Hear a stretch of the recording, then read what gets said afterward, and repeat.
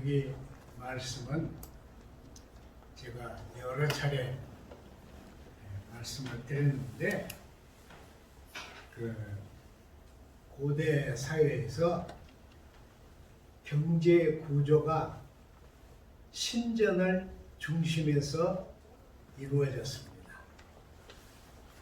그러니까 그 신전을 중심에서 경제 구조를 장악한 자들이 권력을 쥐인 자들이었습니다. 그래서 이제 이 다음에 누가 이 백성을 다스릴 것이냐 하는 것도 신전에서 나왔습니다. 신전의 그 여성들, 신전에서 섬기는 여성들이 하나님의 신탁을 비밀이죠. 신탁은 비밀을 꺼내가지고 모든 사람이 모였을 때 그 공포를 했습니다. 그래서 이 신탁은 엄청난 것이죠.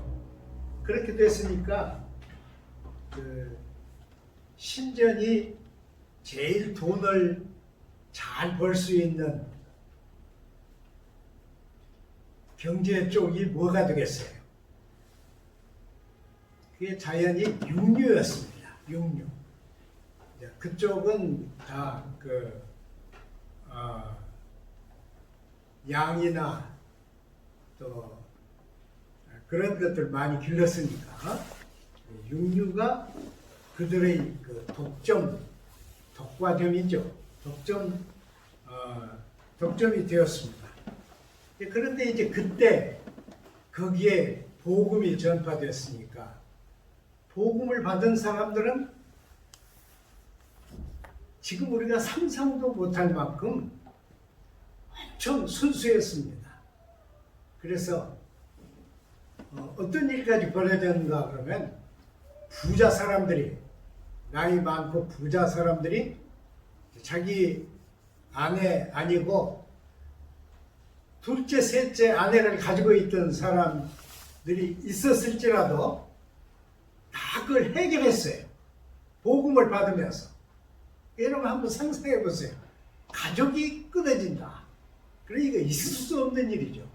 그러나 복음이 들어와서 복음을 받은 사람들은 엄청 순수했기 때문에 자기 팔을 자르는 그런 그 고통을 감수하고 그런 그 구태, 고대로부터 내려온 것들을 다 정리했습니다. 그러니까 그런 사람들이 신전에서 우상 앞에 두었다가 나온 이 육류를 먹어야 하느냐 안 먹어야 하느냐 하는 것은 엄청난 일이었죠. 우리가 상상도 못할 그런 일이었습니다. 그래서 이제 그게 문제가 됐는데 바울은 다른 사람의 양심을 위해서 먹지 마라 그랬습니다. 그 앞에는 시장에서 파는 것은 무엇인지 먹어라. 그리고 만물이 하나님의 피조물이다. 그렇게 썼어요. 근데 여기서는 이렇게 했어요. 다른 사람의 양심을 위해서, 그러니까 내 양심이 아니라 다른 사람들의 양심을 위해서 먹지 마라. 안 먹는 게 좋다. 이렇게 했어요. 오늘 우리는 이 성경을 읽으면서 먹느냐 안 먹느냐 하는 것은 문제가 안 돼요. 우리의 초점은 뭐냐 그러면 이것입니다. 바울이 왜 고기까지 먹지 말라 했을까? 왜? 앞에서는 먹어도 된다. 또 로마서에서도 강한 자들은 다 먹는다. 먹는 자는 못 먹는 자를 없인 여기지 말고 안 먹는 자는 먹는 자를 비판하지 마라. 이렇게 했는데 여기서는 먹지 마라. 그랬으니까 나는 이것을 위해서라면 평생 고기를 안 먹겠다.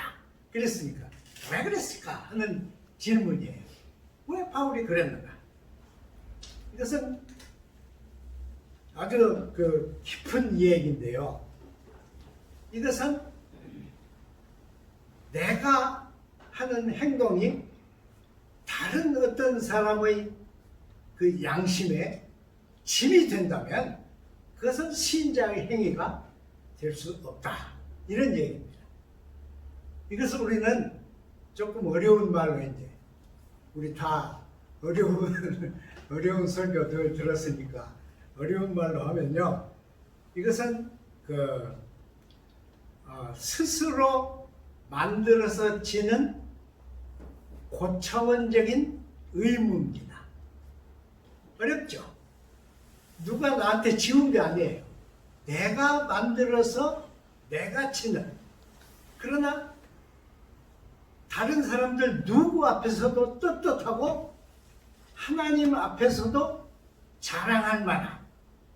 그러니까 이것이 스스로 만들어서 자기가 지는 하여 고차원적인 의무입니다.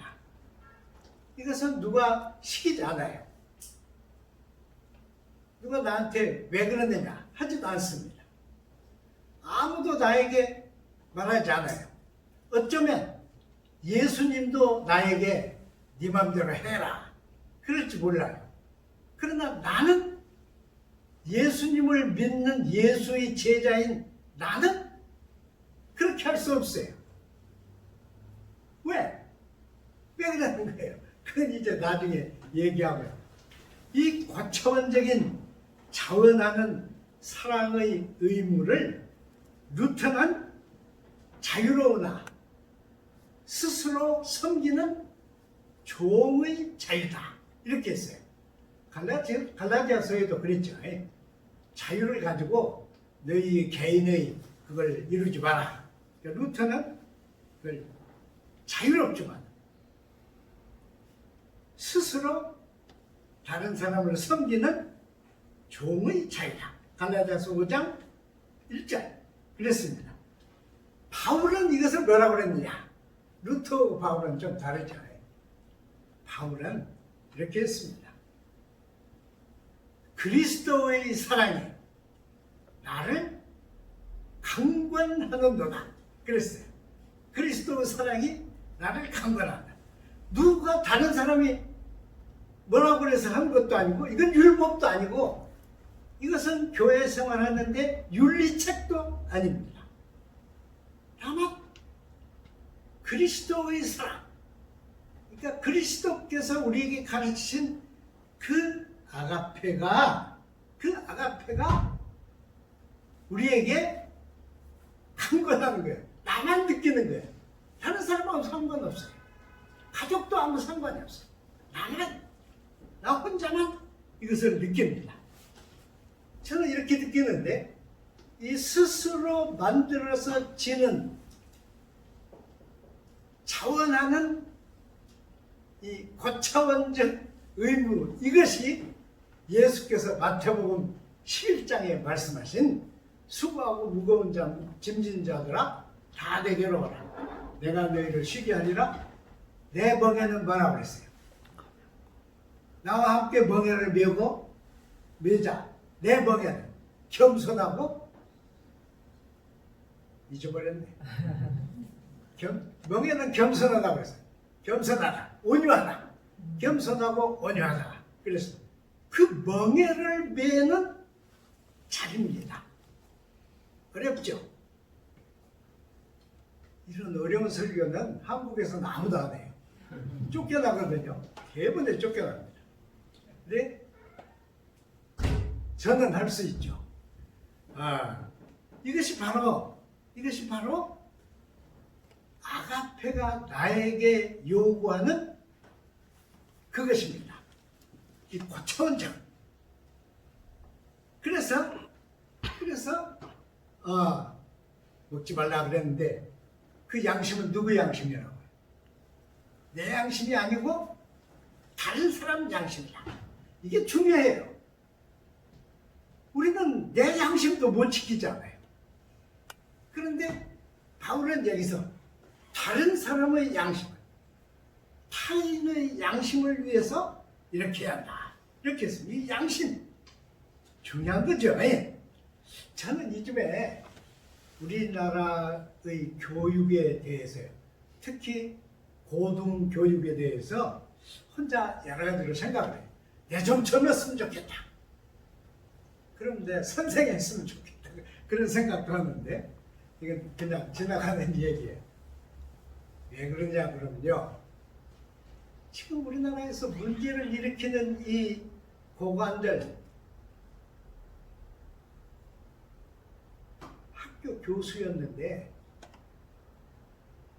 학생들 가르칠 때 야, 이 멍청한 놈들아!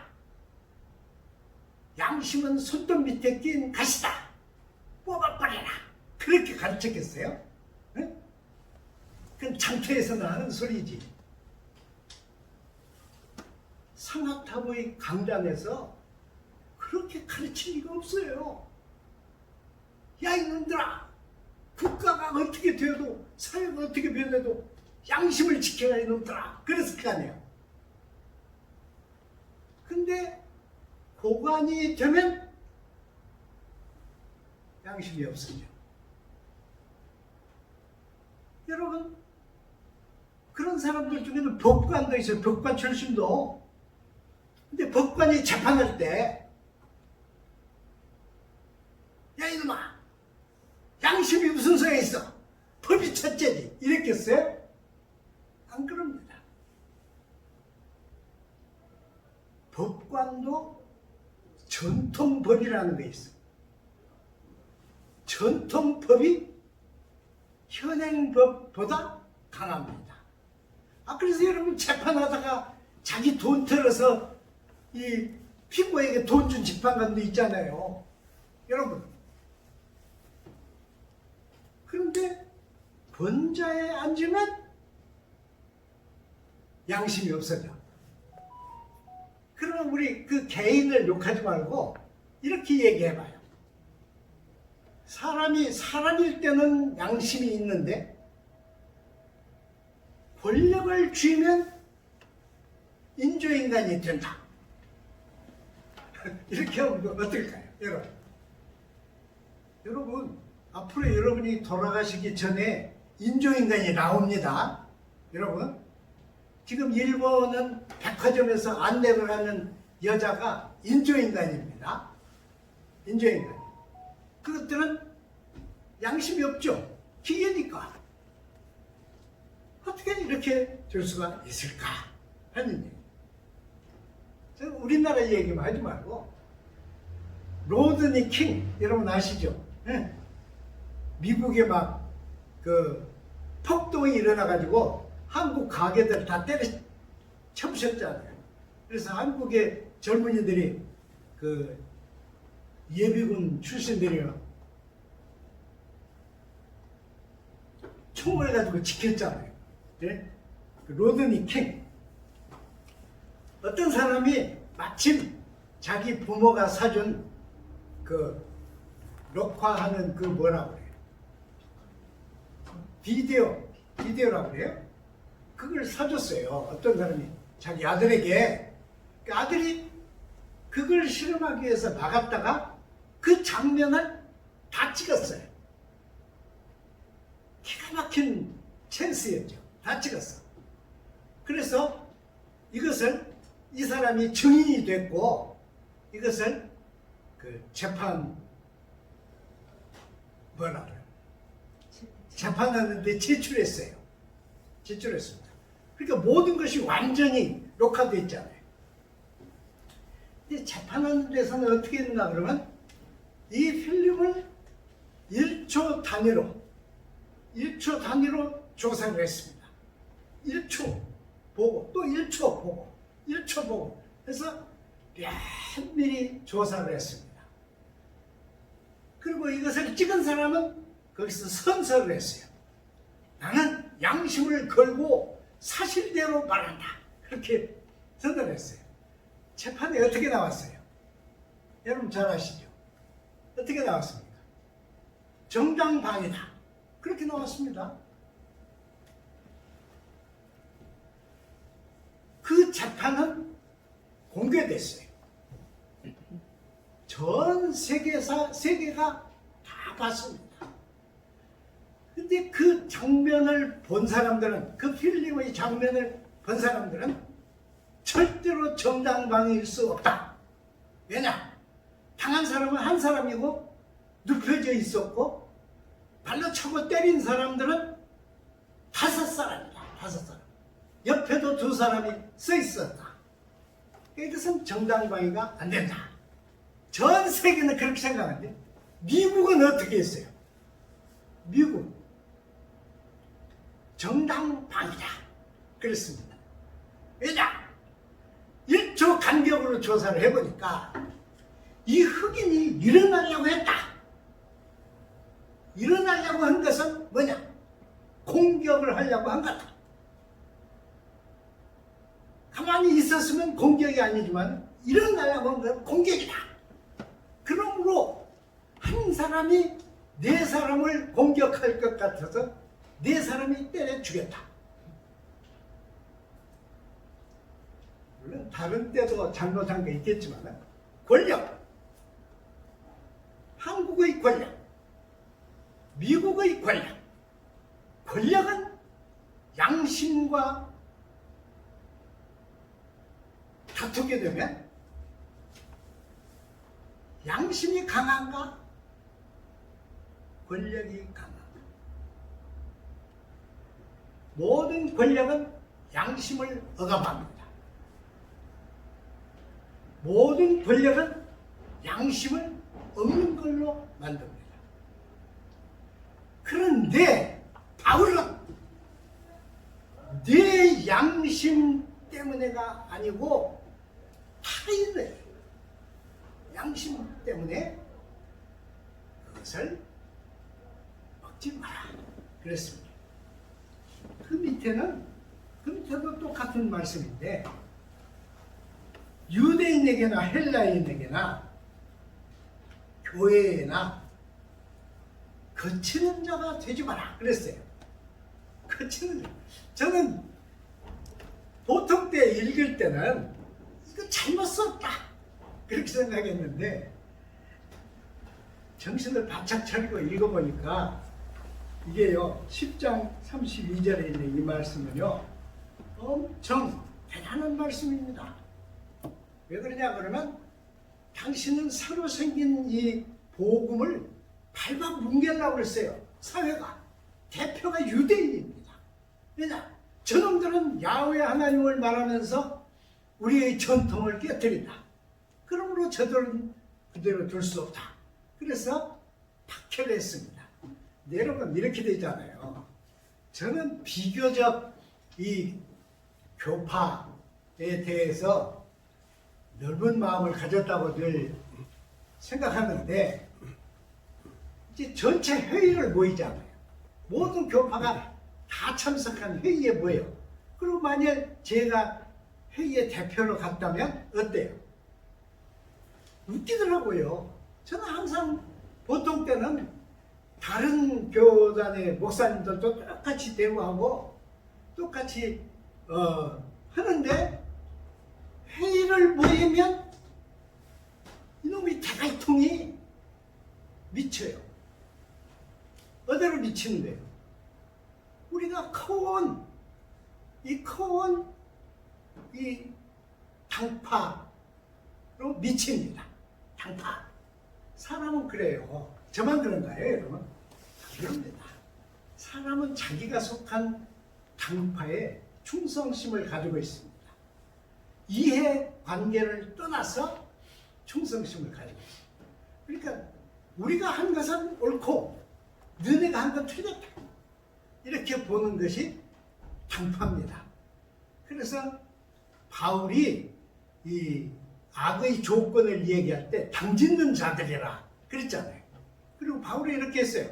너희 속에 당파가 있다고 들었는데 당파가 생겨야 옳다 인정함을 받을 자가 나타난다. 당파 그 관계에서 어떤 사람을 판단할 때 정말 옳은가 그런가가 나타날 수 있다. 그랬습니다. 그런데 유대인들은 이 새로 생긴 교회를 없애려고 그러는 거예요. 유대인들은. 근데 여기 성경에서는 유대인이나 헬라인이나, 헬라인은 그 현실주의자예요. 이름을 헬라식으로 고친 필립과 같은 유대인이나 헬라인이나 더욱이 교회에도 남에게 거치는 자가 되지 마라 그랬습니다. 엄청 깊은 얘기입니다. 이것은 어떻게 이렇게 썼을까? 정말 하나님의 성령이 아니면 이렇게 쓸 수 없다 그런 생각을 하는데, 여기 거치는 자라고 하는 말은요, 그 어원을 따져 들어가 보면 자르는 자예요. 자르는 자. 여러분, 꽃이 그대로 있으니까 아름답잖아요. 근데 만일 제가 이 설교한답시고 하면서 꽃을 딴다면 여러분 마음속에는 설교가 들려요. 따는 것에 대한 그것이 보여요. 여러분, 자른다. 그러니까 그 말은 영어로 바꾸면 offensive. 근데 그것을 우리가 이런 일상생활로 가져면 offensive 랑그예요. 뭐예요? 도전적 언어입니다. 저는 참 괴로워하는데 제가 도전적 언어에 길들어 있어요.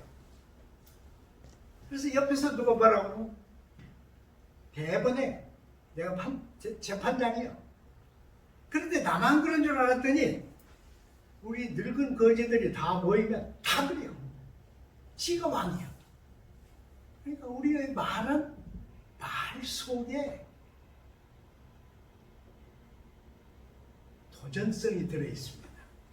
이게 참 문제라고 생각이 듭니다. 이제 끝이려고 하는데 33절을 보면은 이렇게 했어요. 여러분, 나와 같이 모든 일에 모든 사람을 기쁘게 하여 자신의 유익을 구하지 아니하고 많은 사람의 유익을 구하라.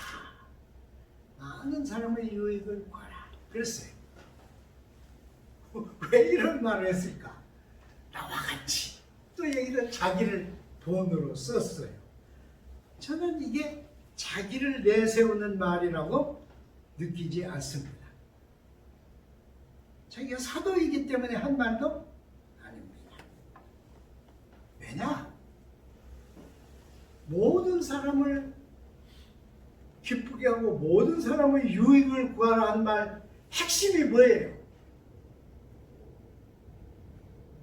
그 사람이 구원에서 제외되지 않게 하라. 이 말입니다. 네가 상관하는 사람이 구원에서 제외되지 않게. 그 밑에도 그렇게 썼어요. 이게 대단해요. 대단해요. 그러니까 이것은 예수의 제자직인데요. 제가 좀 잘못 얘기를 하는지 모르지만 저는 예수의 제자직은 세상에 있는 제자직과 다르다. 그렇게 느끼고요. 또 예수의 제자직을 제대로 배운 사람들은 12제자가 아니다. 저는 그렇게 생각해요. 누구냐? 14번째 사도인 바울이었다. 바울만 예수의 제자직을 제대로 배웠다. 그 다음 얘기는 제가 마음대로 하는 얘기니까 여러분 안 들으셔도 되고 없어도 돼요. 왜 그랬냐? 저 혼자 생각했는데 예수의 13명 집단은 그 홈리스, 그러니까 말이 갑자기 애들로 가버렸어요. 노숙자. 네? 길가에 사는 사람이었어요. 이 사람. 노숙자. 노숙자. 여러분이 다 들으셨으면 됐어요. 왜 그러냐 그러면요. 저는 이 말을 들을 때 눈물을 흘린 일이 있습니다. 예수는 아침이 되면 성 안으로 들어갔고 석양이 되면 성 밖으로 나갔다. 왜냐하면 성 안에 잘 곳이 없었다. 그래서 성 밖으로 나갔는데 주로 어디에서 잤느냐? 기드론 그 감람나무 밑에서 잤습니다. 기드론 감람 숲 거기서 잤어요. 그래서 예수는 평상시에 담요를 두르고 다녔어요. 여러분 아시죠? 네, 여기다 걸고 다녔어요. 뭐 크리스마스 때 연극하느라고 좋은 배로 만든 거 이렇게 걸고 하는데 그건 거짓말이에요. 이건 땀과 먼지가 찌든 홈리스. 네? 그 우리나라는 홈리스도 아파트를 10채 이상 가진 사람이 있다고 그러니까 그건 참 웃기는 일이지만은 홈리스는 그런 게 아니죠. 예수님의 13명 집단은 예루살렘 성 안에 거할 곳이 없었습니다. 그래서 노숙을 하기 위해서 노숙자 본연의 자리로 돌아갔습니다. 매일. 그리고 날이 밝으면 그 노숙하던 자리에서 일어나가지고 성 안으로 들어갔습니다. 뭘 하려? 성 안에 하나님의 말씀을 전하려. 복음을 전하기 위해서. 전 처음에 이 말을 들을 때 괜히 막 여기서 확 해가지고 눈물이 그냥 찔끔 난 일이 있어요. 노숙자. 저는 그 전에도 거지가 있었겠지만은 저는 이 현대 노숙자의 조상이 예수라고 믿습니다. 예수 집단 노숙자였습니다. 그렇기 때문에 이 12제자는 부모를 버리고 직업을 버리고 예수를 따랐지만은 함께 살면서 노숙자 자리에서 제자도를 익히지 못했습니다. 그 증거가 되어 있어요. 가룟 유다에게 있고 베드로가 예수의 재판장에서 모르는 사람이라고 부인한 데 있습니다. 그들은 12제자는 진짜 12제자가 못 됐어요. 노숙자 예수가 살았기 때문입니다. 노숙자에게서 제자가 될 사람이 누가 있어요? 저는 이렇게 생각해요. 그런데 바울은 어땠어요? 바울은 금수저 집안에서 태어났습니다. 바울은 많은 공부를 했습니다. 특수한 학자 밑에서 사숙을 했습니다. 그렇기 때문에 바울은 이사야가 말한 메시아를 누구보다 잘 알고 있었습니다. 그런데 아까 제가 말씀드린 대로 편당에 속해서 예수에게 나가지 않았습니다. 근데 예수가 십자가에 죽고 부활을 한 후에 이 예수 무리들을 잡으러 가는 길에서 바울이 예수를 만났어요. 바울이 만난 예수는 노숙자 예수가 아닙니다.